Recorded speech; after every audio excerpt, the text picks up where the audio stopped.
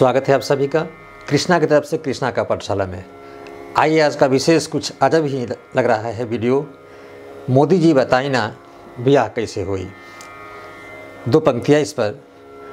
मोदी जी बताई ना ब्याह कैसे हुई, समाचार सुन सुनी डेराइल सब कोई।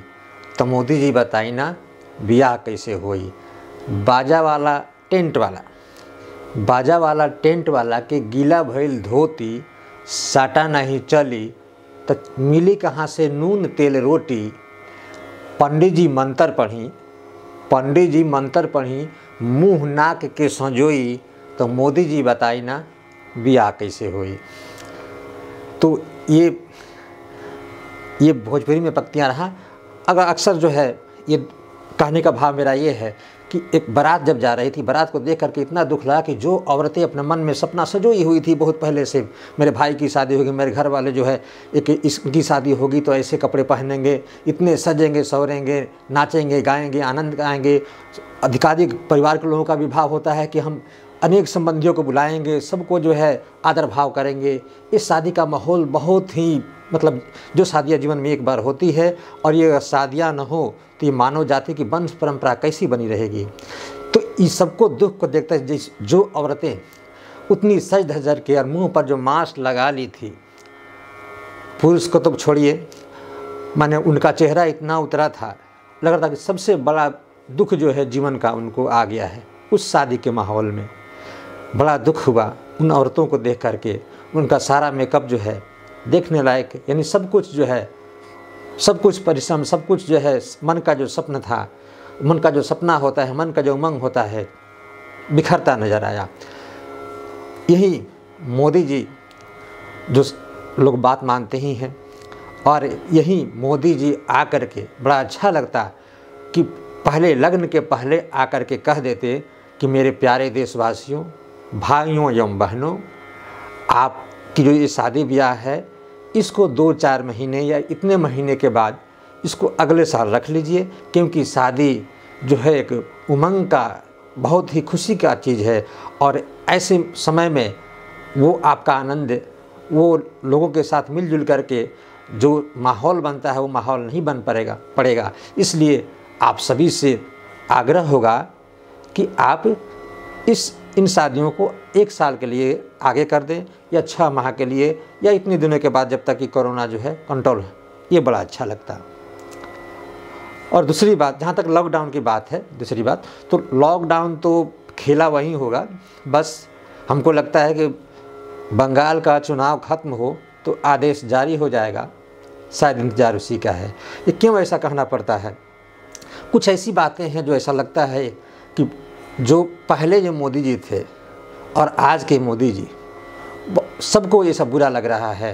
हालांकि ये जो उन्होंने नाम कमाया और जो विश्व में उनका जो है ख्याति है, ये ख्याति सबको नहीं मिलती है। इस ख्याति को बचाए रखना, अंदर के जो छल प्रपंच अगर है, कुछ बात है, उसको त्याग करके अगर इसको बरकरार रखती तो शायद बहुत एक माने उनकी पूजा होती बहुत दिनों तक, कई पीढ़ियाँ उनके नामों को पूरा विश्व भर याद रखती। लेकिन वहीं जो होना है वो तो होगा ही।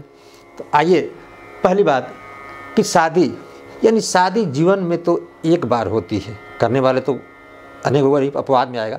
शादी जीवन में एक बार होती है और चुनाव तो हर 5 साल पर, प्रत्येक 5 साल पर होते हैं। तो फिर जब चुनाव बंगाल में हो गए तो शादियाँ भी वैसे ही निकल जाती। जहाँ तक केस की बात है तो कोई लाख करे उपाय, कर्मगति टरे न टरे भाई, जो कहा जाता है से कुछ।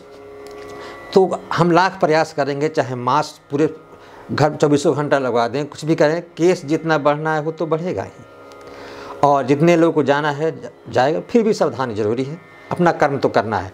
आइए, दूसरा कि अच्छा आदमी, दूसरी एक नज़र आती है वहाँ पे कि क्यों ऐसा होता है और क्यों ऐसा सब लोग आजकल कह रहे हैं। दूसरी बात कि आदमी के जो है, कोई भी व्यक्ति जब अच्छा व्यक्ति है तो दूसरे की शिकायत नहीं करता, अपना काम अच्छा से करता है।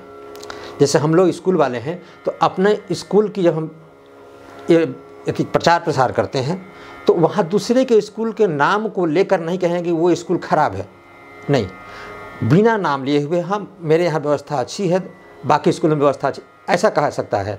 ये जो है कोई भी कंपनी प्रचार करती है मेरा सामान ये जो है बहुत अच्छा है, बाकी लोगों से अच्छा है, ऐसा नहीं कि नाम रखती है कि इस कंपनी का सामान खराब है और मेरा जो सामान है प्रोडक्शन ये अच्छा है। यही चीज़ आती है ये चुनाव प्रचार में कि एक पार्टी दूसरे पार्टी का नाम लेकर कहती है कि ये पार्टी या ये बंगाल की दीदी ये करती हैं, ये अच्छा है बुरा है। ये बड़ा बुरा लगता है जब कोई व्यक्ति, जब कोई ये प्रोडक्शन वाला दूसरे का नाम लेकर नहीं कहता, तो नाम लेकर किसी का भी उसकी शिकायत करना, बड़ा बुरा कहना, ये अच्छा नहीं लगता। नियम सबके लिए बराबर होता है, तो बिना नाम लिए जो है अपनी बड़ाई, अपना अच्छा काम करना चाहिए। अच्छे व्यक्ति तो अपना अच्छा काम करेगा, बाकी सब लोग जानेंगे। ये यहाँ इस पॉइंट पर एक बात आती है और ये बात लगता है, इससे लगता है कि कहीं ना कहीं कमी है, कहीं ना कहीं अंदर खोट है। दूसरी बात, पढ़ाई पर परीक्षा पर चर्चा एक मोदी जी ने, हमारे मोदी जी ने की थी। तो परीक्षा पर चर्चा आवश्यक था या पढ़ाई पर चर्चा आवश्यक थी? पढ़ाई पर चर्चा होनी चाहिए। पहले पढ़ाई होगी तब तक परीक्षा पर चर्चा होगी। और उस परीक्षा की चर्चा में 3 बातें तो बहुत ज़्यादा थी, लेकिन 3 बातें हम जिक्र करते हैं। पहली, उन्होंने कहा कि ज़िंदगी बहुत लंबी है। इस बात को भी सुनकर लगा कि कहीं ना कहीं मन में जो है वो भाव नहीं है जो भाव होना चाहिए। चाहे बाकी सदस्य उनके जो विद्वान बैठते हैं उनकी राय हो, उनकी मत हो, फिर भी ये गलत है।